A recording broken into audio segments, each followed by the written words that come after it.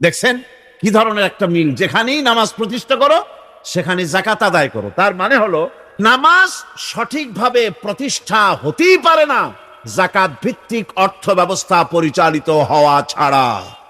কারণ একটি গরিব মানুষ, পেটে খাবার নাই, সে নামাজ পড়তে যখন দাঁড়িয়েছে তার নিজের পেটে খাবার নাই, তার বাচ্চা অসুখে তড়পাচ্ছে, তার ছেলের পরীক্ষার ফি নাই, ফি দেওয়ার মতো পয়সা নাই, তার স্ত্রীর পরনে কাপড় নাই, নামাজ পড়তে দাঁড়িয়েছে, স্বাভাবিকভাবেই নিজের ক্ষুধার যন্ত্রণা, বিবি বাল বাচ্চার কষ্টের কথা এগুলি তার মনের মধ্যে তোলপাড় করে উঠবে। এ কথা আল্লাহর চাইতে আর কে ভালো বুঝবে? সেই জন্য আল্লাহ পাক বলেছেন আকিমুস সালাত ওয়া আতুজ যাকাত, নামাজ প্রতিষ্ঠা করো, যাকাত আদায় করো। নামাজ আর যাকাতকে পাশাপাশি রাখা হয়েছে। আর এই নামাজ আর যাকাত দুনিয়ার সমস্ত নবীদের উপর আল্লাহ ফরজ করেছিলেন, কোন সুবহানাল্লাহ। তাদের অর্থ সম্পদ থেকে যাকাত উসুল করে তাদেরকে পবিত্র করে দাও। যাকাত আদায় করার মানেই হলো তার সম্পদগুলি পাক হয়ে গেল, কোন আলহামদুলিল্লাহ। সম্পদ পাক হয়ে গেল, পবিত্র হয়ে গেল।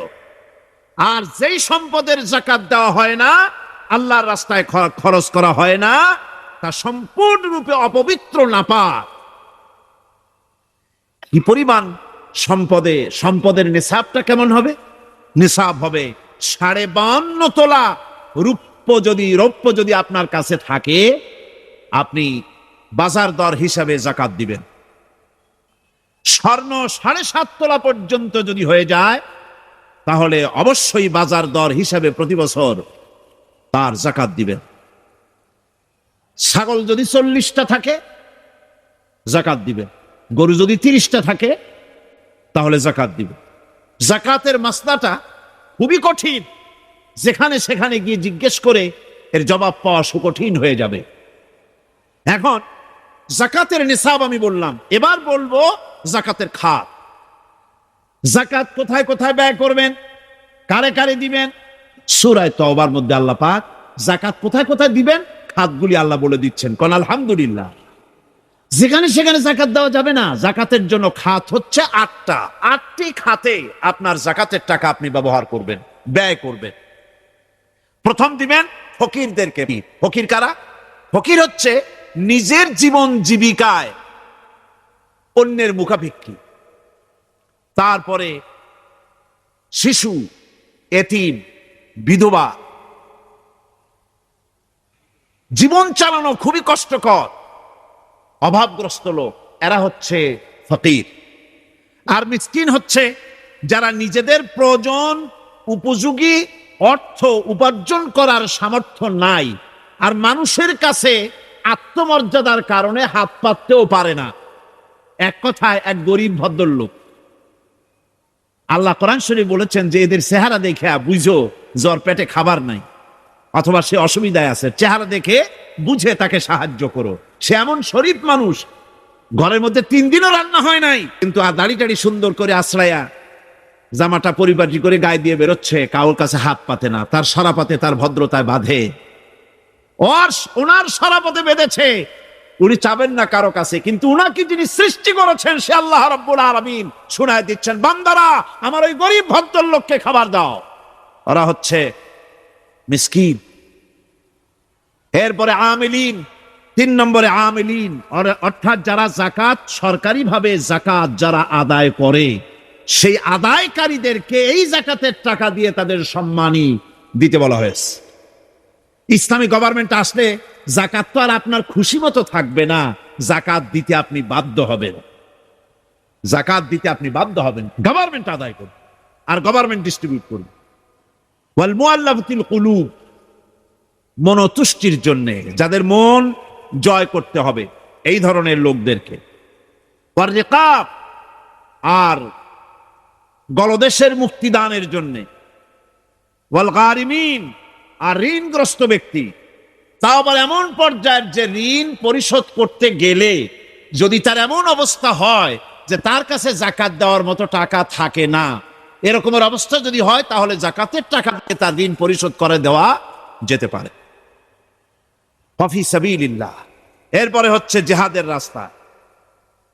জিহাদের রাস্তা মানে জিহাদ যখন শুরু হবে, সেই জিহাদের ময়দানে আপনি বন্দুক রাইফেল কিনে দেওয়ার সাহায্য করবেন, সেটা নয়। কিন্তু শুধু এটাকেই বোঝানো হয় নাই, ওয়াফি সাবিলিল্লাহ বলতে বোঝানো হয়েছে আল্লাহর রাস্তায় সংগ্রামরত সব ব্যাপারে আপনি সাহায্য করবেন, ইসলামী আন্দোলনের জন্য করবেন। যারা ইসলামের জন্য বইপত্র লেখে তাদের জন্য করবেন, যদি পয়সায় কুলাতে না পারে সেখানে সাহায্য করবেন। ইসলামী আন্দোলনকে বিজয় করার জন্য সাহায্য করবেন। এক কথায় আল্লাহর রাস্তা বলতে যা বুঝায় এগুলিকে দিবেন। ইবনে সাবিল, এরপরে পথিক মুসাফির। পথিক মুসাফির সে যদি বাড়িতে ধনী থাকে, ঢাকায় ধনী, কিন্তু চট্টগ্রামে এসে সর্বহারা হয়ে গেছে, টাকা পয়সা সব লুটপাট হয়ে গেছে, এখন বাড়ি ফেরার উপায় নাই, যাকাতের টাকা দিয়ে তাকে সাহায্য করা যেতে পারে। এই 8টি খাতে এভাবে যাকাত দেওয়ার জন্য আল্লাহ খাত সৃষ্টি করেছেন। ইসলাম যাকাত ভিত্তিক অর্থ ব্যবস্থা কায়েম করে, আর অনিসলামিক সরকার সুদ ভিত্তিক অর্থ ব্যবস্থা কায়েম করে। যাকাত আর সুদের মধ্যে পার্থক্য কি? যাকাত হচ্ছে ধনীদের কাছ থেকে নাও, গরিবদেরকে দাও, আর সুদ হচ্ছে গরিবদের কাছ থেকে নাও, ধনীদেরকে দাও। টাকায় টাকা টানে, একজনে শুনছিল টাকায় টাকা টানে, সে মনে করলো কেমনে টাকায় টাকা টানে। তারপরে সে এক ব্যাংকের সামনে গিয়ে অনেক টাকার মধ্যে নিজের একটা টাকা ছুঁড়ে মেরেছে। ঘন্টা 2 দাঁড়ায় আছে, দেখে যে তার টাকা আসে না। তখন ব্যাংকের দারোয়ান এসে পিছন থেকে গলাটা ঠেসে ধরছে, বেটা তুমি চোর নাকি, না হাইজাকার, না মাস্তান, না সাদাবাজ? কয় যে না, আমি এর কোনোটাই না। তাহলে এই পজিশন নিয়ে দেখতেছো কি? কয় যে আমি শুনছিলাম টাকায় টাকা টানে, সেজন্য আমার পকেটে একটা টাকা ছিল, ওই যে কেশিয়ার টাকাগুলি গুনতেছে ওইখানে মারলাম, দেখেনি টাকা, আমার টাকায় কিছু টাকা টাইনে আনে। এতক্ষণ দাঁড়ানো, আমার টাকা তো টানলই না, আমার যে একটা টাকা তাও আসে না। দারোয়ান বলছে, বেটা তুমি ঠিকই শুনেছো, টাকায় টাকা ঠিকই টানে, ওই অনেকগুলা টাকা তোমার একটা টাকারে এমন ভাবে টাইনিয়া ধরছে, বাইরে আবার উপায় নেই। ধনীরা সিনেমা বানায়, শোষিত হচ্ছে গরিবেরা। রিক্সা চালায়, ঠেলা গাড়ি চালায়, মাথার ঘাম পায়ে ফেলেছে, পরিশ্রান্ত হয়েছে, বিকাল বেলায় সেই টাকা নিয়ে যাচ্ছে বাজার করতে, সিনেমা হলের সামনে যায় দেখে সর্বনাশ, যুবক একটা যুবতীর জড়ায় ধরছে 2 হাত দিয়া, নিচে লেখা কি যে প্রেম আর কত যে জ্বালা। বেচারা গরিব মানুষ মাথা গরম হয়ে গেছে এটা দেখিয়া, যে বাইরে যদি এত জ্বালা, ভিতরে না জানি কত মজা। যে টাকা দিয়ে চাউল কিনতো সেই টাকা দিয়া টিকিট কিনে সিনেমায় ঢুকলো। এর মাথা ঘামানো পয়সাগুলি পাইলো কে? বড় লোকই পেল। বড় লোকেরা ব্যাংকে টাকা রাখে, গরিব মানুষেরা ব্যাংক থেকে টাকা লোন নেয়। কৃষি লোন নিল, গরু কিনলো, বীজ কিনলো, সার কিনলো। আকাশ থেকে বৃষ্টি হলো না, অনাবৃষ্টি অতিবৃষ্টি খরার কারণে ফসল হলো না। ব্যাংক কি তার লোন মাফ করবে? শেষ পর্যন্ত গরুটা বেচা, মায়ের হাতের বউর হাতের শেষ চুরি গাছা বিক্রি করে লোন পরিশোধ করলো। বড় লোকের টাকা ওখানে ছিল, ওই টাকায় আরো টাকা গিয়া জমলো, আর গরিব ফতুর হয়ে গেল। এই জন্য আল্লাহ পাক ব্যবসাকে করেছে হালাল, সুদকে করেছেন হারাম। এই সুদের মধ্যে 70টি গুনাহ, তার ছোট্ট গুনাহ হলো নিজের মায়ের সাথে জিনা। মায়ের সাথে জিনা করার চাইতেও নিকৃষ্ট, এটা হলো ছোট গুনাহ। এইটাই হলো ছোট গুনাহ। তাহলে বড় গুনাহ কি? বড় গুনাহ হচ্ছে আল্লাহ আর তার রাসূলের সাথে যুদ্ধ করা। সুতরাং এই সুদভিত্তিক অর্থ ব্যবস্থাকে নির্মূল করে দিয়ে ইসলাম যাকাত ভিত্তিক অর্থ ব্যবস্থা কায়েম করেছিল, যার ফলে মানুষ খেয়ে পরে সুখে শান্তিতে বসবাস করেছে। চুরি নাই, ডাকাতি নাই, জেনা নাই, ব্যভিচার নাই, হত্যা নাই, ধর্ষণ নাই। এমন এক সময় এসেছিল কোরআনে কারিমের বরকতে, যাকাত ভিত্তিক অর্থনীতির বরকতে, এমন এক সময় এসেছিল ময়দানে ঢোল পিটানো হতো বাজারে বাজারে, যাকাত কে নেবে, যাকাত কে নেবে, যাকাত কে নেবে। একজন মানুষও খুঁজে পাওয়া যায় নাই যে বলবে যাকাত আমার দরকার। হযরত ওমর বিন আব্দুল আজিজ রাহমাতুল্লাহ আলাইহির জামানায় সদকার টাকা নিয়ে 3টি দিন একজন ঘুরেছেন গ্রামে গ্রামে, ময়দানে ময়দানে। একটা গরিব খুঁজতেছেন সদকার টাকা দেবে, গরিব খুঁজে পাওয়া যায় না। ক্লান্ত শ্রান্ত হয়ে মরুদ্যানের ভিতরে আরাম করতেছেন, আর একটা লোক আসছে, ধুলা মলিন বড় একটা বস্কা তার সাথে। এই লোকটি তার কাছে গিয়ে বলছে, ভাই আল্লাহ আপনারে আমারে মিলাই দিছে, 3 দিন পর্যন্ত ঘুরেছি কিছু সৎকার টাকা নিয়া, এত বড় দেশের এত জায়গা ঘুরলাম, একটা গরিব পাই নাই যে তারে দেব, আল্লাহ আপনারে মিলাই দিছে, নেন এই টাকাগুলা। কয় যে তোমার মাথা খারাপ না স্কুল উঠিলা? তুমি কি মনে করছো আমার এই বস্কার মধ্যে ছেঁড়া খাতা? তোমার টোপলায় যে টাকা আছে আমার বস্তায় তার থেকে অনেক বেশি টাকা আছে। তুমি ঘুরতেছো 3 দিন, আমি ঘুরতেছি সপ্তাহকাল, একটা ভিক্ষুক পাই নাই। এটা কিসের বরকতে? ইসলামী অর্থনীতির বরকতে। কপাল পোড়া জাতি, কপাল পোড়া জাতি। সেই বরকতপূর্ণ সমাজ ব্যবস্থার দিকে না গিয়ে কোন নেতা কোন নেত্রী কি কইল সেদিকে দৌড়ায় পাগলের মতো। হেমিলেনের বংশীবাদক বাঁশি বাজায় চললো, আর ইঁদুর বাদর সব পিছনে ছুটলো। এর কোনো মানে হয় না। আল্লাহ রাব্বুল আলামিন এই যাকাত ব্যবস্থার মাধ্যমে বিরাট পরিবর্তন এনে দিয়েছিলেন। এটি আল্লাহ পাকের একটি বিশাল নিয়ামত। এই নিয়ামত আল্লাহ পাক ইসলামী রাষ্ট্রকে দান করেছেন।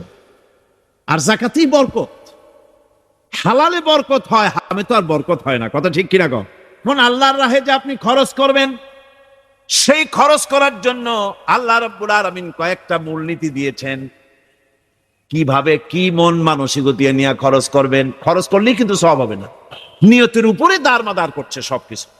এখন আপনি যে খরচ করবেন, সেই খরচটা কিভাবে করবেন, কি মন মানসিকতায় করলে পরে আল্লাহ খুশি হবেন, সেই কথাটি আল্লাহ পাক কোরআনে কারিমের মধ্যে বলছেন। দানটা হতে হবে কেবলমাত্র আল্লাহরে খুশি করার জন্য। মনে রাখেন, এটা হলো এক। তোমরা যা কিছু খরচ করো তাতে আল্লাহর সন্তুষ্টি লাভ করা ছাড়া মনের মধ্যে অন্য কিছু যেন লক্ষ্য না থাকে। শুধুমাত্র আল্লাহর সন্তুষ্টি মনের মধ্যে তোমরা রাখবে। কাউকে কোন জিনিস দিয়ে তার কাছে অনুগ্রহ প্রকাশ করতে পারবে না। আমি তোমার এই উপকার করছিলাম, তুমি নেমক হারামের মতো আজ কথা বলো।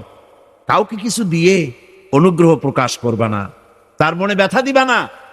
যারা আল্লাহর পথে খরচ করে এবং খরচ করার পর নিজের অনুগ্রহ প্রকাশ করে না এবং কাউকেও মনো কষ্ট দেয় না, টাকা দিয়া খোটা দিল না, মনেও কষ্ট দিল না, তাদের জন্য পুরস্কারটা কি শুনুন।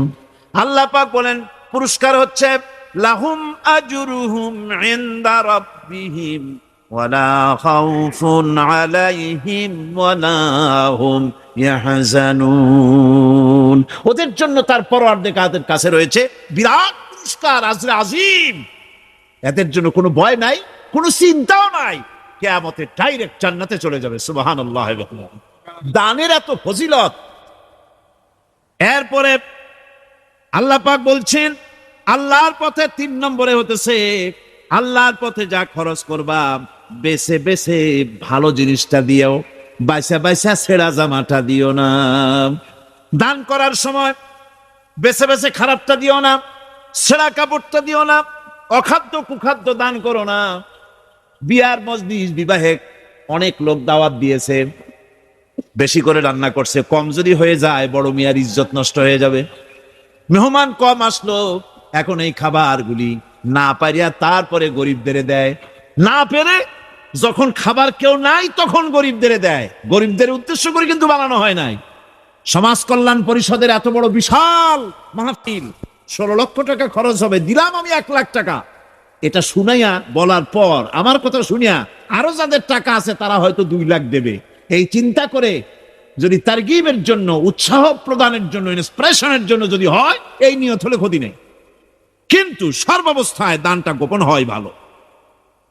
আল্লাহ পাক বলেন গোপনে যদি তুমি দান করো তাহলে আমি রব্বুল আলামিন ওই গোপন দানের বিনিময় তোমার সমস্ত গোপনীয় গুনাহগুলি আমি রব্বুল আলামিন মাফ করে দেব।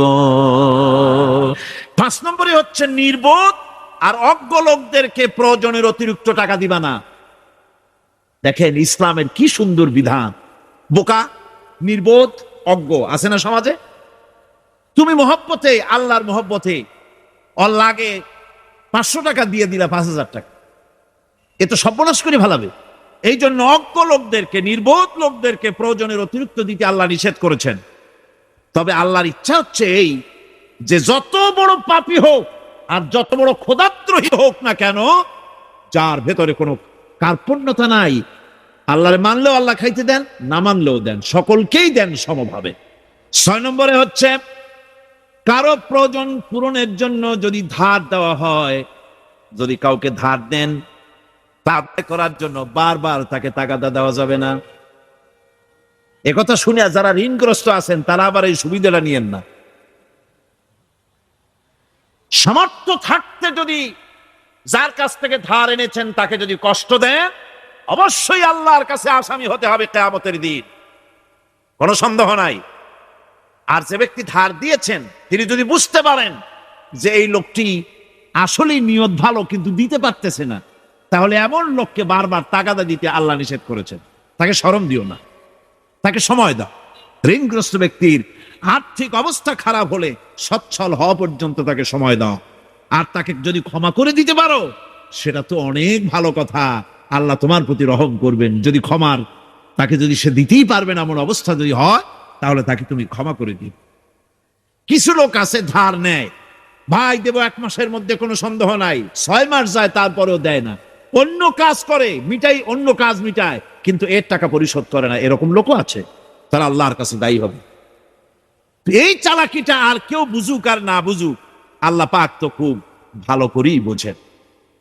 7 নম্বরের কথা হলো দান করার ব্যাপারে, যে আপনি দান করতে করতে যা আছে সব ফতুর করে ফেলাবেন, এটা কিন্তু ইসলাম চায় না। আপনার সন্তান সন্ততিকে বঞ্চিত করে, স্ত্রী পুত্রকে বঞ্চিত করে সমানে দান করবেন, ঘরে না খায়া থাকবেন, এই অবস্থা যেন না হয়। খরচ করবেন কি? আল্লাহ পাক বলছেন, নবী আপনাকে প্রশ্ন করা হয় কি খরচ করব, আপনি বলুন প্রয়োজনের অতিরিক্ত জিনিস যেটা আছে সেটাই আল্লাহর জন্য খরচ করে দাও। তোমার প্রয়োজন যখন মিটে গেছে, ব্যাংকের মধ্যে অসংখ্য টাকা জমা রাখা খালি গুনতেছে বসে বসে, তা না করে অভাবগ্রস্ত মানুষদের প্রয়োজন মিটাও। খরচ করার ভিতরে আর খরচ না করার ভিতরে ভারসাম্য রক্ষা করতে হবে। তোমাদের দানের হাত গুটায় একেবারে গলার সাথে বেঁধে রেখো না, আবার এমন বেশি ছেড়েও দিও না, কারণ এর ফলে তোমাকে অনুতপ্ত হওয়া লাগতে পারে। কার্পণ্যতাও না হয়, আর দিন জমের মতো দিয়ে সব ফতুরু না হয়ে যাও। দুটোর মধ্যে ব্যালেন্স হতে হবে। আর 8 নম্বরে কথা হচ্ছে এই যে এই দানের উপযুক্ত কারা। আপনি তো যাকাত দিবেন কাদের, সে কথা আল্লাহ বলে দিয়েছেন। আর এমনি সাধারণ দান সদকা কাদেরকে দিবেন, উপযুক্ত পাত্র কারা, তার একটা লিস্ট আল্লাহ দিচ্ছেন। নিজের পিতামাতা, নিকট আত্মীয়, ইয়াতীম, মিসকিন এবং আত্মীয় প্রতিবেশী, তাদেরকে দিবে। এটা হচ্ছে দান, সহযোগিতা করা, এহসান করা। এই এহসান মা বাপকে, প্রতিবেশী আত্মীয় যারা, মিসকিন যারা, এতিম যারা, অনাত্মীয় প্রতিবেশী যারা, চলার সাথী, প্রবাসী এবং নিজের চাকর চাকরানি যা কিছু আছে, এ সকলকেই এই সাহায্য করতে হবে, একথা আল্লাহ বলে দিয়েছেন। এবং আমরা যে আয়াত আলোচনা করতেছি সে আয়াতের ভিতরেও এই ফেরেশতা আল্লাহ পাক বলে দিয়েছেন। আল্লাহর রাস্তায় যারা দান করবে তাদের সম্পর্কে আল্লাহ বলছেন, এখন আল্লাহর রাস্তায় খরচ করা এর দৃষ্টান্ত হলো একটা দানার মতো। একটা দানা থেকে 7টা ডাল বেরোলো, এক একটা ডালে 100 করে দানা হলো, সব মিলাইয়া 700 দানা হয়ে গেল। আল্লাহ পাক বলেন এই পৃথিবীতে একটা দানায় 700 দানা যে আল্লাহ রাব্বুল আলামিন তোমার হাতে ধরায় দিলেন, সে আল্লাহ পাকের ব্যাংকে যদি টাকা জমা রাখো, আল্লাহর রাস্তায় যদি খরচ করো, 700 গুণ বাড়াইয়া আল্লাহ তোমার হাতে ধরাইয়া দিবেন। আল্লাহু ইউদাইফু লিমান ইয়াশা, আর আল্লাহ ইচ্ছে করলে এর থেকেও বেশি তোমাকে দান করবেন। সুবহানাল্লাহ কোন জোরে। আর এই দান করতে হবে মরার আগে। আল্লাহ পাক বলেন জিহাদ করো আমার রাস্তায়, মাল দিয়ে আর জান দিয়ে। মাল দাও আগে, মাল না দিয়া যদি আগে মরে যাও, মালটা তো থেকেই গেল। সুতরাং মাল আগে আমার রাস্তায় দাও। দেবা কখন? মরার আগে দাও। আমার রাস্তায় খরচ করো মৃত্যু আসার আগে। যদি মরার আগে না দাও, মৃত্যুর সময়, মৃত্যু যখন এসে গেল সেই সময় যদি বলো, অনুশোচনা যদি করো, আহারে যদি আমি সময় পাইতাম, একটুখানি যদি সময় দিতে, আল্লাহ একটু সময় আমারে যদি দাও, ফাসাদ্দাকা ওয়া আকুম মিনাস সালিহিন। দান সদকা করব, সব আল্লাহর রাস্তায় দিয়ে দেব, আর আমি সালেহ বান্দাদের মধ্যে শামিল হয়ে যাব। আল্লাহ একটু সময় আমারে দাও। মৃত্যুর নির্ধারিত সময় আসলে 1 সেকেন্ড আগে পাশে করা হবে না। সুতরাং মৃত্যুর আগে খরচ করো। আপনি মনে করবেন যে আপনি মরে গেলে পরে আপনার ছেলে মেয়ে আপনার জন্য করবে, খরচ করবে। হ্যাঁ করবে ঠিক, মরার পরে কুলখানির পরে 40, তারপরে শেষ। সুতরাং আপনি অন্যের উপরে ভরসা না করে নিজের খরচ নিজেই করে যান, নিজের কাজ নিজে করে যান, আল্লাহর রাস্তায় খরচ করে যান, বেশি পরিমাণে খরচ করেন। যত খরচ করবেন আল্লাহ রাব্বুল আলামিন রাজি হয়ে যাবে। তাবুকের যুদ্ধের জন্য, তাবুকের জিহাদের জন্য আল্লাহর নবী চাঁদা চেয়েছিলেন। চাঁদা করা কোনো নাজায়েজ জিনিস না, তবে চাঁদাবাজ নাজায়েজ, এটা জায়েজ না। কথা বুঝতে পেরেছি? রাসূল করিম সাল্লাল্লাহু আলাইহি ওয়াসাল্লাম সাহায্য চেয়েছেন, সাহায্য তার কাছে যা আছে নিয়ে আস। মহিলারা কানের দুল খুলে দিল, নাকের ফুল খুলে দিল, সাহাবায়ে কেরাম টাকা করি উজাড় করে দিতে লাগলেন। এত হলো, হুজুরকে দেখা যায় না, স্তূপ হয়ে গেছে, সোনা দানা টাকা পয়সা অস্ত্রপাতির স্তূপ। হুজুর বলছেন তোমরা তো সবাই দিলে, আমার আবু বকর কোথায়? হযরত সিদ্দিক আকবর রাদিয়াল্লাহু তাআলা আনহু তিনি ছিলেন এক পিলারের আড়ালে, খামের আড়ালে, সেখান থেকে বেরিয়ে এসেছেন, হাতে 70টা পোটলা। হুজুর দেখেন হযরত আবু বকরের চোখে পানি, হুজুরের হাতে পোটলাটা উঠাই দিলেন। নবীজি পোটলা খুলে ছাড়লেন, কয়েক কেজি গম পড়লো আর কয়েকটা দিরহাম পড়লো। হুজুর হযরত আবু বকরের দিকে তাকায় দেখেন সিদ্দিক আকবর রাদিয়াল্লাহু তাআলা আনহুর চোখের থেকে পানি পড়ে দাড়ি ভিজে ভিজে পড়তেছে। আল্লাহর নবী বলেন, ও সাহাবীরা, তোমরা সবাই মিলে আজকে যে দান করেছো, সব দানের যত মর্যাদা হয়েছে তার থেকে একা আবু বকরের দানের মর্যাদা আল্লাহর কাছে বেশি হয়ে গেছে। এটা কেমনে হলো? আমরা এত এত দিলাম। এই জিহাদে হযরতে ওমর রাদিয়াল্লাহু তাআলা আনহু তার জীবনের সঞ্চিত সম্পদের পুরা অর্ধেকটা দান করে দিয়েছিলেন। হুজুর সাহাবায়ে কেরামদের মনের অবস্থা বুঝলেন, প্রশ্ন করলেন তোমরা কে কত দিছো, বাড়ি কত আছে? প্রত্যেকেই বললেন এত দিছি, বাড়ি এত আছে। হযরত আবু বকরের কাছে হুজুর জিজ্ঞেস করলেন, আবু বকর কত আনছো, বাড়ি কত আছে? হযরত আবু বকর বলেন, ইয়া রাসূলুল্লাহ, আল্লাহ পাকের নামে কসম করে বলি, আমি আবু বকরের ঘরে আমি আবু বকরের বাড়িতে জাগতিক সম্পদ বলতে যা বুঝায় সব এনে রাসূল কারীমের কদম মোবারকে হাজির করেছি। আমি আবু বকরের ঘরের ভিতরে এখন আল্লাহ তার রাসূল ছাড়া কোনো জিনিস বাকি নাই। আমার ভাইরা, এই জন্য আল্লাহ রাব্বুল আলামিন দানের ভিতরে বিরাট ফজিলত রেখেছেন। সাহাবায়ে কেরাম যদি এরকম দান না করতেন, এভাবে কোরবানি না দিতেন, ইসলাম এই পর্যন্ত আসতো না। ঠিক কিনা? ইসলামের জন্য সবচেয়ে বড় অবদান নবীর পরেই সাহাবায়ে কেরাম রিদওয়ানুল্লাহি তাআলা আলাইহিম আজমাইন। এই জিহাদে হযরত আব্দুল্লাহ জুল বাজাদাইন কিচ্ছু দিতে পারেন নাই, বুখারী শরীফের হাদিস। কিছু নাই, দিবে কি? লুঙ্গিও আনতে পারেন নাই, ল্যাংটো হয়ে তাকে তাড়াই দেওয়া হয়েছিল, ল্যাংটো করে। গায়ে জামা নাই, পরনে লুঙ্গি নাই, মার কাছ থেকে একটা ছেঁড়া কম্বল নিয়ে সেই কম্বল পরে আসছিলেন মদিনা মুনাওয়ারায়। তাবুকের যুদ্ধে কোনো চাঁদা তিনি না দিতে পেরে মনটা বড়ই দুর্বল। তিনি আল্লাহর নবীকে প্রতিমধ্যে গিয়া ধরলেন, তাবুকের দিকে যাচ্ছেন আর প্রতিমধ্যে নবীর সামনে গিয়ে দাঁড়ায় গেছেন, বলতেছেন, ইয়া রাসূলুল্লাহ, এই জিহাদে আমি তো কিছুই দিতে পারলাম না, আমার তো কিছু নাই, দেওয়ার মতো কিছুই নাই, কিছুই তো দিতে পারলাম না, শরীরটা ছাড়া আমার কাছে আর কিছুই নাই। হুজুর আপনি আমার জন্য দোয়া করেন, আমি যেন ইসলামের জন্য আমার জানটা দিয়ে দিতে পারি। নবীজি বললেন, একটা গাছের ছাল নিয়ে আসো, দেখো পাও নাকি। হযরত আব্দুল্লাহ ঘুরে ঘুরে একটা গাছের ছাল নিয়ে আসলেন। নবীজি ছালটা হাতে নিয়ে হযরতে আব্দুল্লাহ জুল বাজাদাইনের ডান হাতে বাঁধে দিলেন আর বললেন, আল্লাহ আমি আব্দুল্লাহর রক্ত কাফেরদের জন্য হারাম করে দিলাম। হে আল্লাহ, তুমি আব্দুল্লাহর রক্ত কাফেরদের জন্য হারাম করে দাও। হযরত আব্দুল্লাহ কাঁদতে লাগলেন, বললেন, আয় আল্লাহর নবী, আমি চেয়েছিলাম আমি শহীদ হয়ে যাব, জীবনটা দিয়ে দেব, আর আপনি আমার রক্ত হারাম করলেন, আল্লাহর কাছে দোয়া করলেন, কেমন কথা। হুজুর বলেন, আব্দুল্লাহ, তোমার জন্য এমন দোয়া করা হয়েছে, এখন যদি তুমি ঘরে বসে জ্বর হয়েও মরো, আল্লাহ রাব্বুল আলামিন তোমার শাহাদাতের মর্যাদা দিয়ে দিবেন।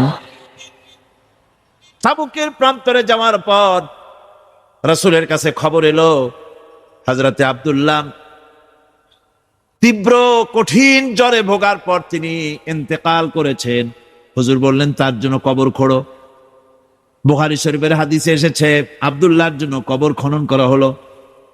একজন কবরের ভিতরে নেমে দাঁড়ালেন, দুইজনে আব্দুল্লাহর লাশ নিয়ে আসতেছি, একজনের পাশে আলো ধরিয়ে দাঁড়িয়ে আছেন, ছোট্ট টিমটিমে একটা আলো জ্বলতেছে কবরের পাশে। কবরের ভিতরে যিনি দাঁড়ানো, তিনি বলতেছেন, লাশ যারা বহন করতেছ, তোমাদের ভাইয়ের প্রতি আদব করো, আদব করে নিয়ে আসো, মর্যাদার সাথে নিয়ে আসো। কবরে যিনি দাঁড়ায়া আব্দুল্লাহর লাশ ধরলেন, তিনি আর কেউ নন, তিনি বিশ্বনবী জনাবে মুহাম্মদুর রাসূলুল্লাহ সাল্লাল্লাহু আলাইহি ওয়াসাল্লাম। আল্লাহর নবী নিজ হাতে হযরতে আব্দুল্লাহ জুলবাজাদাইনের লাশ ধরে কবরের মধ্যে শোয়াই দিলেন। এরপরে কবরের উপরে হুজুর উঠে আসলেন, নিজের হাতে কবরের উপরে মাটি দিলেন, আর বললেন, তোমরা আমার কাছে যারা আছো সরে যাও। ওনারা সরে দাঁড়ালেন। আল্লাহর নবী কবরের উপরে দুই হাত বিছায় দিয়া নবীজি বলতে লাগলেন, আয় আল্লাহ রব্বুল আলামিন, আজকের সন্ধ্যা পর্যন্ত আমি এই আব্দুল্লাহর উপরে রাজি ছিলাম, আয় আল্লাহ তুমিও আব্দুল্লাহর উপরে রাজি খুশি হয়ে যাও। হযরতে আব্দুল্লাহ বিন মাসউদ রাদিয়াল্লাহু তাআলা চিৎকার মেরে কেঁদে উঠছিলেন, যে হারে, আজকের কবরে আব্দুল্লাহর লাশ না হয়ে যদি আমার লাশটা হইতো। আল্লাহর দ্বীনের জন্য এমন খরচ তারা করেছেন, এভাবে তারা খরচ করেছেন, নিজেদের জীবন দিয়েছেন, জান দিয়েছেন, মাল দিয়েছেন। অনেক মানুষ আছে, কারা জয় হবে, কারা জিতবে, তাদেরকে পয়সা দাও, যারা জিততে পারবে না তাদের পয়সা দিও না। বড় বড় ধনী মানুষ আছে, দিতে পারে 5 লাখ 10 লাখ, দেয় মাত্র 500 টাকা। আবার যাদের উপরে ধারণা ওরা বুঝি জিতে যাবে, তাদের দেয় 2, 5, 10 লাখ 1 কোটি পর্যন্ত দিয়ে দেয়। আছে না? আছে। আল্লাহ পাক বলেন, আল্লাহর পথে খরচ করার ব্যাপারে তোমাদের আপত্তি কেন? কি হয়েছে তোমাদের? কেন আল্লাহর পথে খরচ করতে পারো না? আল্লাহ পাক বলছেন, তোমাদের মধ্য থেকে যারা আল্লাহর রাস্তায় অংশগ্রহণ করে, যারা লড়াই করে, আর যারা খরচ করে বিজয়ের পূর্বে, যারা লড়াই করে না আর খরচ করে না বিজয়ের পূর্বে, তারা কখনো সমান নয়। ইসলামের বিজয় আসবে, বিজয় আসার পর এরপর আপনার টাকা দিয়া হবেটা কি? তখন টাকার অসুবিধা হবে না ইনশাআল্লাহ। এখন টাকা দরকার, ইসলামের জন্য এখন পয়সা দরকার। জান খুলে টাকা দাও, প্রাণ খুলে পয়সা দাও। যারা ইসলামের কথা বলে, যারা ইসলামের আন্দোলন করে, কলেজে করে, বিশ্ববিদ্যালয় করে, মাঠে করে, ময়দানে করে, আল্লাহর দ্বীন প্রতিষ্ঠার জন্য খেয়ে না খেয়ে যারা কষ্ট করে, দু হাতে তাদের দাও। বিজয় আসার আগেই দাও। আল্লাহ পাক বলছেন, আমার বন্ধুগণ, আল্লাহ রাব্বুল আলামিনের পথে এভাবে খরচ করায় আল্লাহ রাব্বুল আলামিন খুশি হয়ে যান, তাই তার পথে খরচ করতে হবে। হযরতে আবু হুরায়রা রাদিয়াল্লাহু তাআলা আনহু বলেন, রাসূল করিম সাল্লাল্লাহু আলাইহি ওয়াসাল্লাম বলেছেন, দানকারী আল্লাহর নিকটতম, দানকারী আল্লাহর নিকটতম, দানকারী বেহেশতের নিকটতম, দানকারী মানুষের নিকটতম, দানকারী জাহান্নাম থেকে দূরে সরায় দেন আল্লাহ। আল্লাহর নবী বলেন, বখিল ব্যক্তি, যে ব্যক্তি কৃপণ, সে আল্লাহ থেকে দূরে, সে বেহেশত থেকে দূরে, সে মানুষ থেকে দূরে, এবং জাহান্নাম থেকে একেবারেই নিকটে। তিরমিজি শরীফের হাদিস।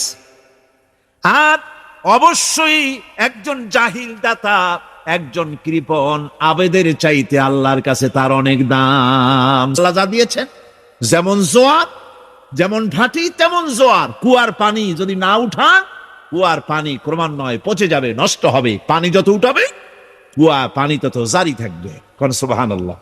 দিতে থাকবেন আল্লাহর রাস্তায়, দিতে থাকবেন, ততই কল্যাণ হবে, মুক্তি হবে, শান্তি পাবেন। যাকাত কোথায় কোথায় ব্যয় করবেন, কারে কারে দিবেন, সূরা তওবার মধ্যে আল্লাহ পাক যাকাত কোথায় কোথায় দিবেন খাতগুলি আল্লাহ বলে দিচ্ছেন। কোন আলহামদুলিল্লাহ। যেখানে সেখানে যাকাত দেওয়া যাবে না। যাকাতের জন্য খাত হচ্ছে 8টা।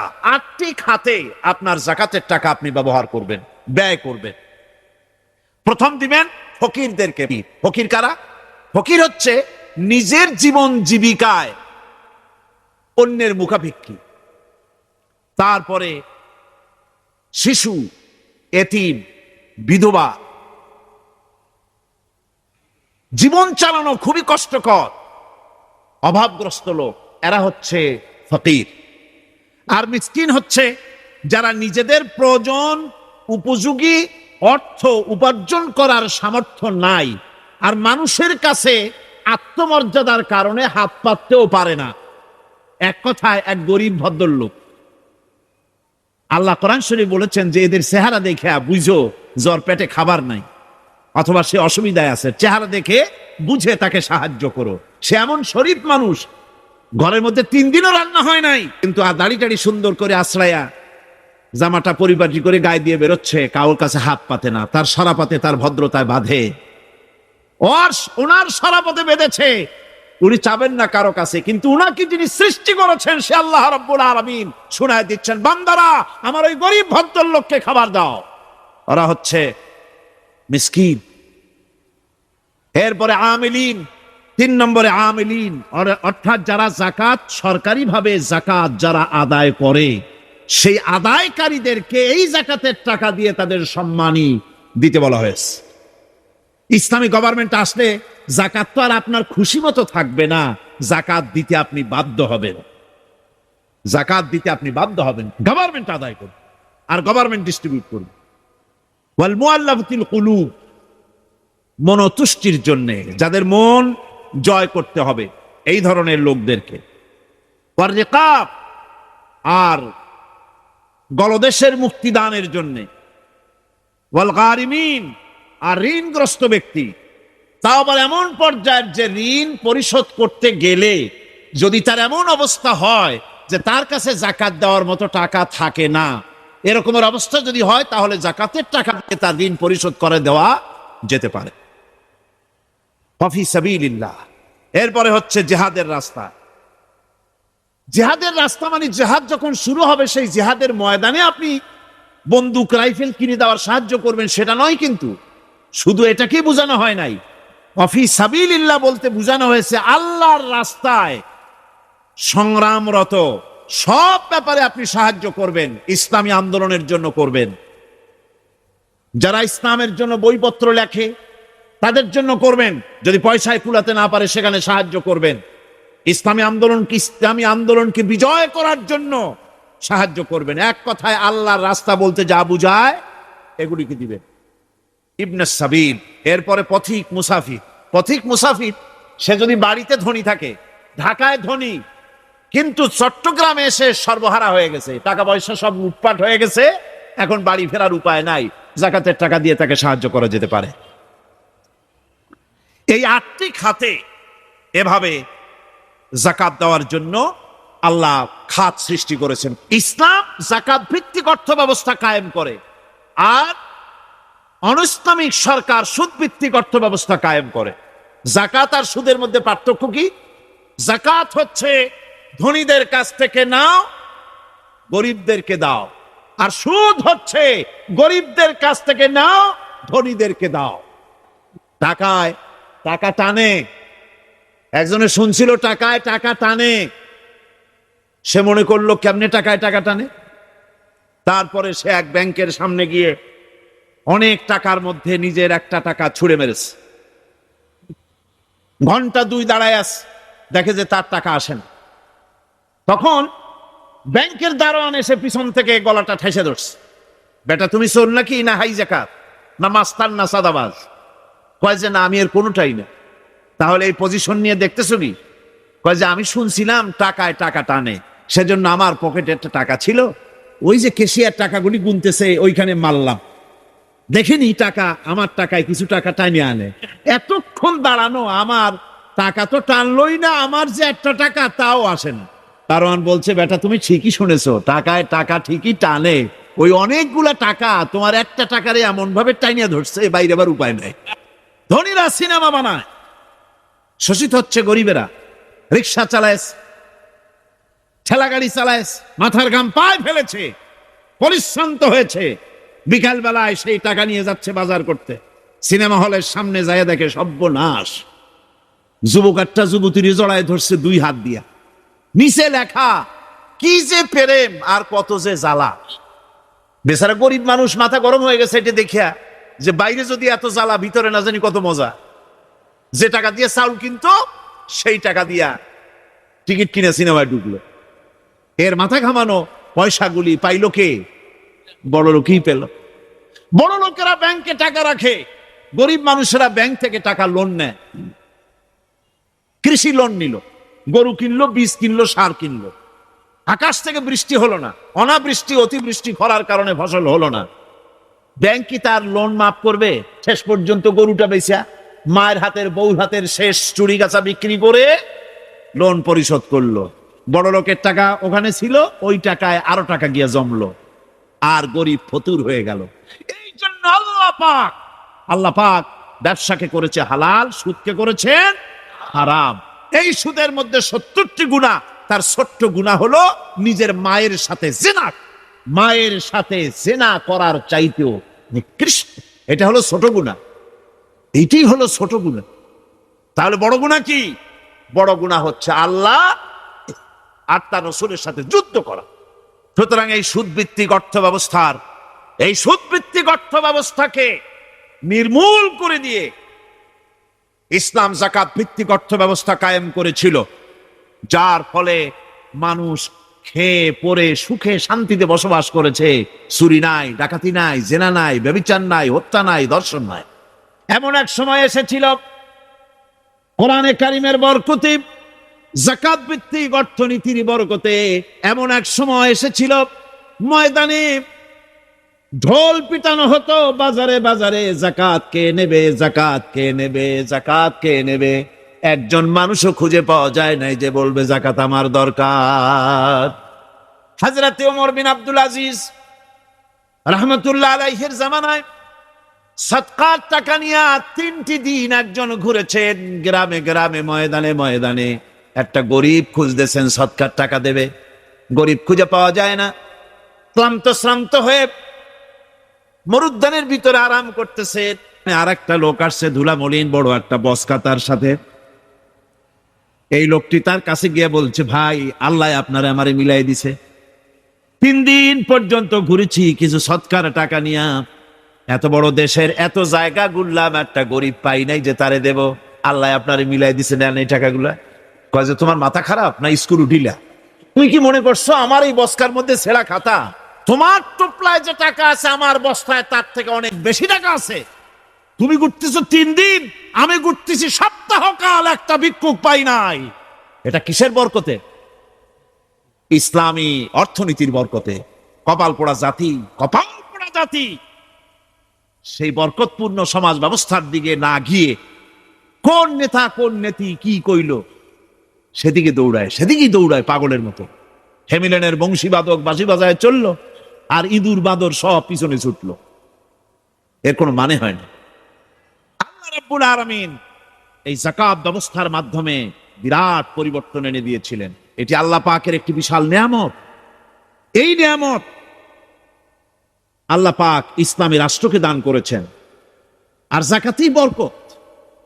হালালে বরকত হয়, হারামে তো আর বরকত হয় না। কথা ঠিক কিনা গো? এখন আল্লাহর রাহে যে আপনি খরচ করবেন, সেই খরচ করার জন্য আল্লাহ রাব্বুল আলামিন কয়েকটা মূলনীতি দিয়েছেন।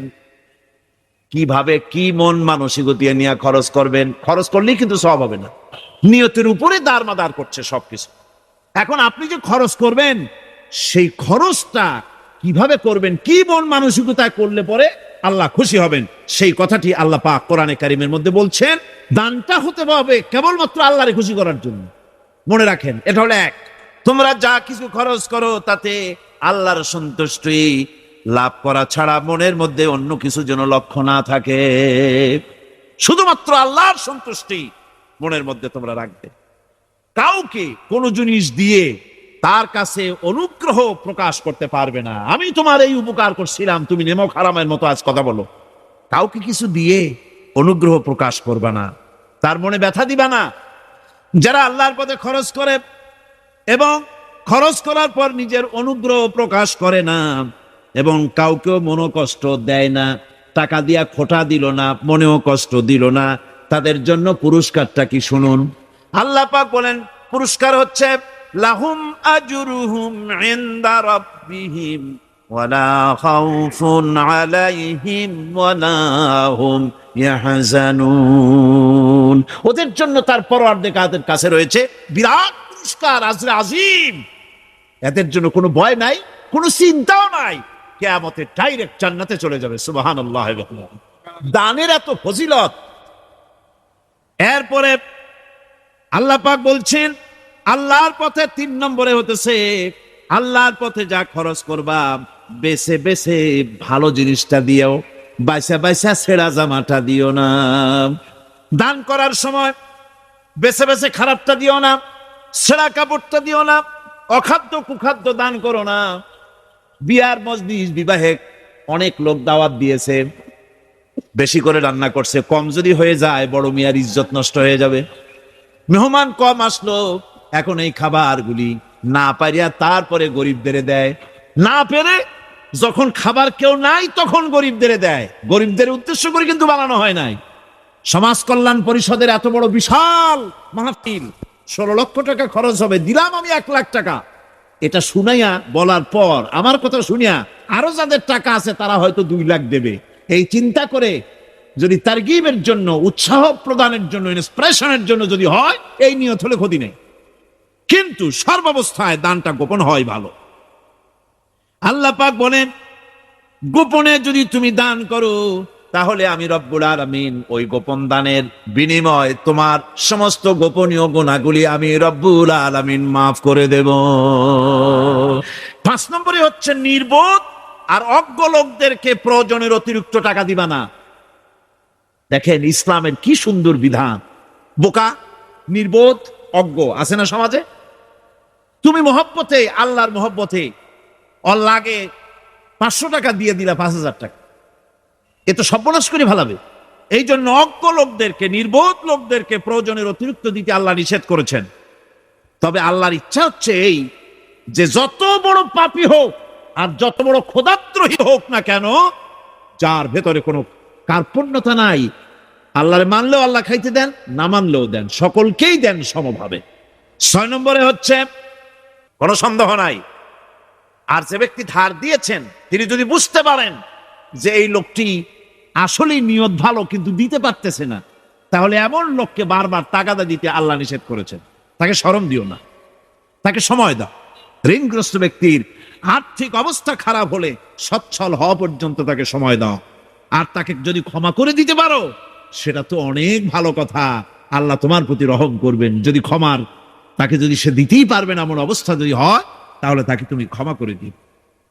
কিছু লোক আছে ধার নেয়, ভাই দেব 1 মাসের মধ্যে, কোনো সন্দেহ নাই, 6 মাস যায় তারপরেও দেয় না, অন্য কাজ করে মিটাই, অন্য কাজ মিটায়, কিন্তু এর টাকা পরিশোধ করে না। এরকম লোকও আছে, তারা আল্লাহর কাছে দায়ী হবে। এই চালাকিটা আর কেউ বুঝুক আর না বুঝুক, আল্লাহ পাক তো খুব ভালো করেই বোঝেন।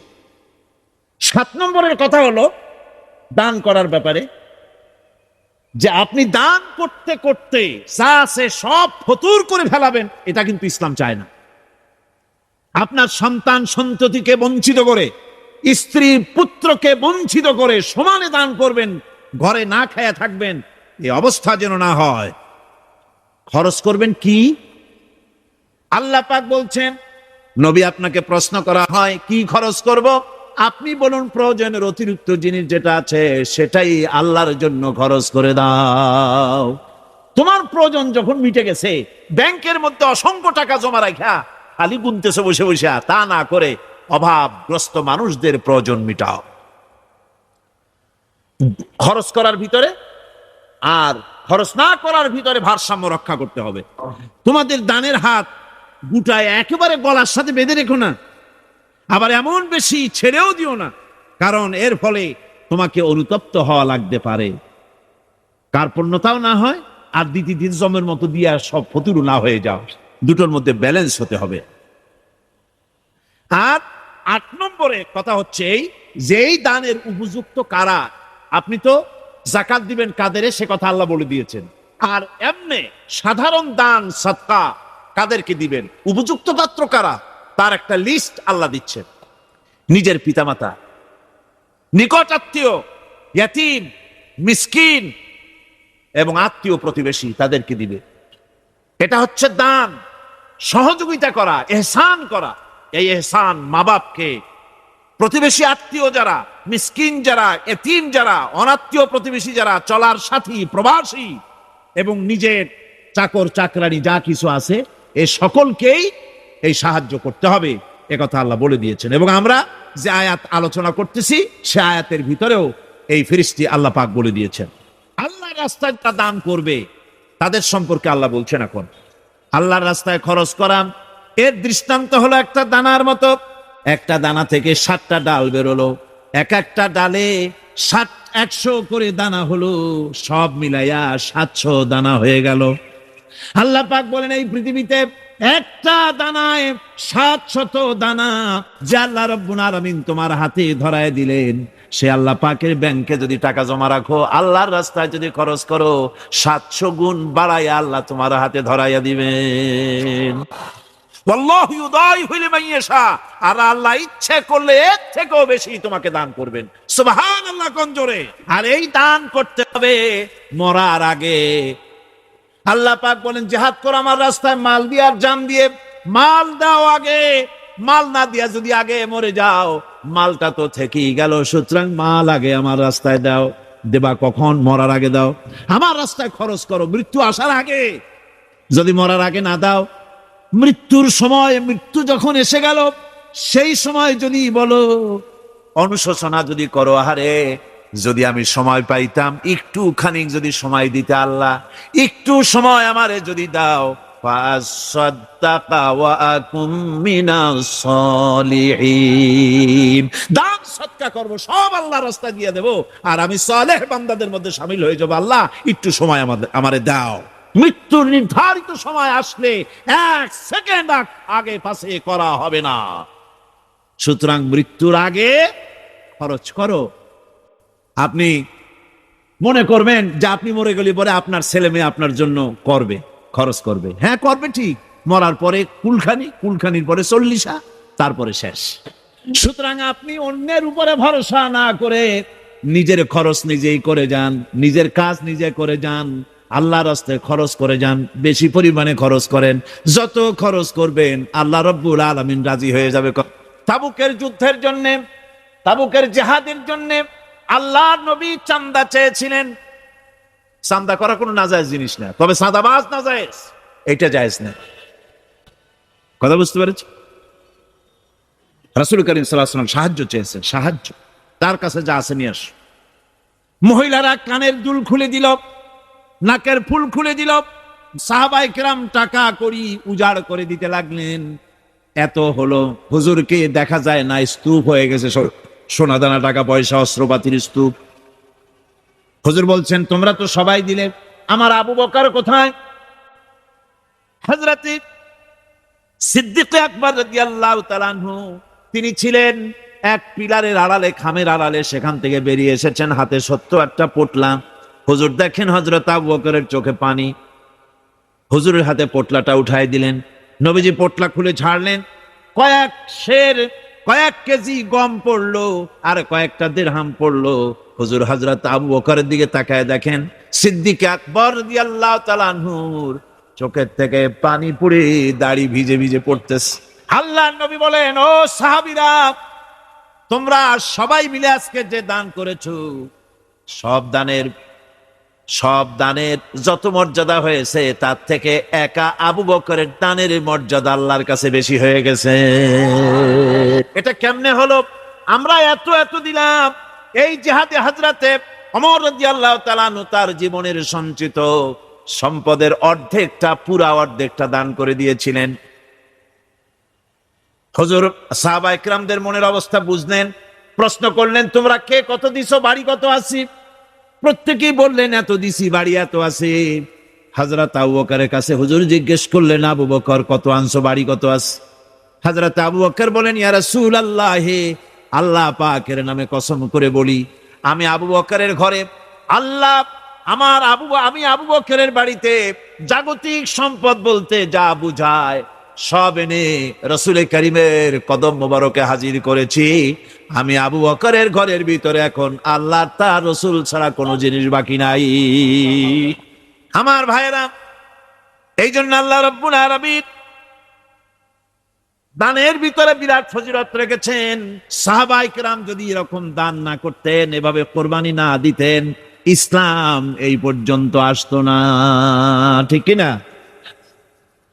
ইসলামের জন্য সবচাইতে বড় অবদান নবীর পরেই সাহাবায়ে কেরাম রিদওয়ানুল্লাহি তাআলা আলাইহিম আজমাইন। এই জিহাদে হযরত আব্দুল্লাহ জুলবাজাদাইন কিচ্ছু দিতে পারেন নাই, বুখারী শরীফের হাদিস। কিছু নাই, দিবে কি? লুঙ্গিও আনতে পারেন নাই, ল্যাংটো হয়ে তাকে তাড়াই দেওয়া হয়েছিল, ল্যাংটো করে। গায়ে জামা নাই, পরনে লুঙ্গি নাই, মার কাছ থেকে একটা ছেঁড়া কম্বল নিয়ে সেই কম্বল পরে আসছিলেন মদিনা মুনাওয়ারায়। তাবুকের যুদ্ধে কোনো চান্দা তিনি না দিতে পেরে মনটা বড়ই দুর্বল। তিনি আল্লাহ নবীকে প্রতিমধ্যে গিয়া ধরলেন, তাবুকের দিকে যাচ্ছেন আর প্রতিমধ্যে নবীর সামনে গিয়ে দাঁড়ায় গেছেন, বলতেছেন, ইয়া রাসূলুল্লাহ, এই জিহাদে আমি তো কিছুই দিতে পারলাম না, আমার তো কিছু নাই, দেওয়ার মতো কিছুই নাই, কিছুই তো দিতে পারলাম না, শরীরটা ছাড়া আমার কাছে আর কিছুই নাই। হুজুর আপনি আমার জন্য দোয়া করেন, আমি যেন ইসলামের জন্য আমার জানটা দিয়ে দিতে পারি। নবীজি বললেন, একটা গাছের ছাল নিয়ে আসো, দেখো পাও নাকি। হযরত আব্দুল্লাহ ঘুরে ঘুরে একটা গাছের ছাল নিয়ে আসলেন। নবীজি ছালটা হাতে নিয়ে হযরতে আব্দুল্লাহ জুলবাজাদাইনের ডান হাতে বাঁধা দিলেন আর বললেন, আল্লাহ আমি আব্দুল্লাহর রক্ত কাফেরদের জন্য হারাম করে দিলাম। হে আল্লাহ, তুমি আব্দুল্লাহর রক্ত কাফেরদের জন্য হারাম করে দাও। হযরত আব্দুল্লাহ কাঁদতে লাগলেন, বললেন, আয় আল্লাহর নবী, আমি চেয়েছিলাম আমি শহীদ হয়ে যাব, জীবনটা দিয়ে দেব, আর আপনি আমার রক্ত হারাম করলেন, আল্লাহর কাছে দোয়া করলেন, কেমন কথা। হুজুর বলেন, আব্দুল্লাহ তোমার জন্য এমন দোয়া করা হয়েছে, এখন যদি তুমি ঘরে বসে জ্বর হয়েও মরো, আল্লাহ রাব্বুল আলামিন তোমার শাহাদাতের মর্যাদা দিয়ে দিবেন। তাবুকের প্রান্তরে যাওয়ার পর রাসূলের কাছে খবর এলো, হযরতে আব্দুল্লাহ তীব্র কঠিন জ্বরে ভোগার পর তিনি ইন্তেকাল করেছেন। হুজুর বললেন, তার জন্য কবর খোঁড়ো। বুখারী শরীফের হাদিসে এসেছে, আব্দুল্লাহর জন্য কবর খনন করা হলো। একজন কবরের ভিতরে নেমে দাঁড়ালেন, দুইজনে আব্দুল্লাহর লাশ নিয়ে আসতেছি, একজনের পাশে আলো ধরিয়ে দাঁড়িয়ে আছেন, ছোট্ট টিমটিমে একটা আলো জ্বলতেছে কবরের পাশে। কবরের ভিতরে যিনি দাঁড়ানো, তিনি বলতেছেন, লাশ যারা বহন করতেছে তোমাদের ভাইয়ের প্রতি আদব করো, আদব করে নিয়ে আসো, মর্যাদার সাথে নিয়ে আসো। কবরে যিনি দাঁড়ায়া আব্দুল্লাহর লাশ ধরলেন, তিনি আর কেউ নন, তিনি বিশ্বনবী জনাবে মুহাম্মদুর রাসূলুল্লাহ সাল্লাল্লাহু আলাইহি ওয়াসাল্লাম। আল্লাহর নবী নিজ হাতে হযরতে আব্দুল্লাহ জুলবাজাদাইনের লাশ ধরে কবরের মধ্যে শোয়াই দিলেন। এরপরে কবরের উপরে হুজুর উঠে আসলেন, নিজের হাতে কবরের উপরে মাটি দিলেন আর বললেন, তোমরা আমার কাছে যারা আছো সরে যাও। ওনারা সরে দাঁড়ালেন। আল্লাহর নবী কবরের উপরে দুই হাত বিছায় দিয়া নবীজি বলতে লাগলেন, আয় আল্লাহ রব্বুল আলামিন, আজকের সন্ধ্যা পর্যন্ত আমি এই আব্দুল্লাহর উপরে রাজি ছিলাম, আয় আল্লাহ তুমিও আব্দুল্লাহর উপরে রাজি খুশি হয়ে যাও। হযরত আব্দুল্লাহ বিন মাসউদ রাদিয়াল্লাহু তাআলা চিৎকার মেরে কেঁদে উঠছিলেন, যে হারে, আজকের কবরে আব্দুল্লাহর লাশ না হয়ে যদি আমার লাশটা হইতো। আল্লাহর দ্বীনের জন্য এমন খরচ তারা করেছেন, এভাবে তারা খরচ করেছেন, নিজেদের জীবন দিয়েছেন, জান দিয়েছেন, মাল দিয়েছেন। অনেক মানুষ আছে কারা জয় হবে, কারা জিতবে তাদেরকে পয়সা দাও, যারা জিততে পারবে না তাদের পয়সা দিও না। বড় বড় ধনী মানুষ আছে, দিতে পারে 5 লাখ 10 লাখ, দেয় মাত্র 500 টাকা। আবার যাদের উপরে ধারণা ওরা বুঝি জিতে যাবে, তাদের দেয় 2, 5, 10 লাখ 1 কোটি পর্যন্ত দিয়ে দেয়। আছে না? আছে। আল্লাহ পাক বলেন আল্লাহর পথে খরচ করার ব্যাপারে তোমাদের আপত্তি কেন? কি হয়েছে তোমাদের? কেন আল্লাহর পথে খরচ করতে পারো না? আল্লাহ পাক বলছেন তোমাদের মধ্য থেকে যারা আল্লাহর রাস্তায় অংশগ্রহণ করে, যারা লড়াই করে, আর যারা খরচ করে বিজয়ের পূর্বে, যারা লড়াই করে না আর খরচ করে না বিজয়ের পূর্বে, তারা কখনো সমান নয়। ইসলামের বিজয় আসবে, বিজয় আসার পর এরপর আপনার টাকা দিয়া হবেটা কি? তখন টাকার অসুবিধা হবে না ইনশাআল্লাহ। এখন টাকা দরকার, ইসলামের জন্য এখন পয়সা দরকার। জান খুলে টাকা দাও, প্রাণ খুলে পয়সা দাও। যারা ইসলামের কথা বলে, যারা ইসলামের আন্দোলন করে, কলেজে করে, বিশ্ববিদ্যালয় করে, মাঠে করে, ময়দানে করে, আল্লাহর দ্বীন প্রতিষ্ঠার জন্য খেয়ে না খেয়ে যারা কষ্ট করে, দু হাতে তাদের দাও। বিজয় আসার আগেই দাও। আল্লাহ পাক বলছেন কেউ আমার বন্ধুগণ, আল্লাহ রাব্বুল আলামিনের পথে এভাবে খরচ করায় আল্লাহ রাব্বুল আলামিন খুশি হয়ে যান, তাই তার পথে খরচ করতে হবে। হযরত আবু হুরায়রা রাদিয়াল্লাহু তাআলা আনহু বলেন রাসূল করিম সাল্লাল্লাহু আলাইহি ওয়াসাল্লাম বলেছেন, দানকারী আল্লাহর নিকটতম, দানকারী আল্লাহর নিকটতম, দানকারী বেহেশতের নিকটতম, দানকারী মানুষের নিকটতম, দানকারী জাহান্নাম থেকে দূরে সরায় দেন আল্লাহ। আল্লাহর নবী বলেন বখিল ব্যক্তি, যে ব্যক্তি কৃপণ, সে আল্লাহ থেকে দূরে, সে বেহেশত থেকে দূরে, সে মানুষ থেকে দূরে এবং জাহান্নাম থেকে একেবারেই নিকটে। তিরমিজি শরীফের হাদিস। আর অবশ্যই একজন জাহিল দাতা, একজন কৃপণ আবেদের চাইতে আল্লাহর কাছে তার অনেক দাম। আল্লাহ যা দিয়েছেন, যেমন জোয়ার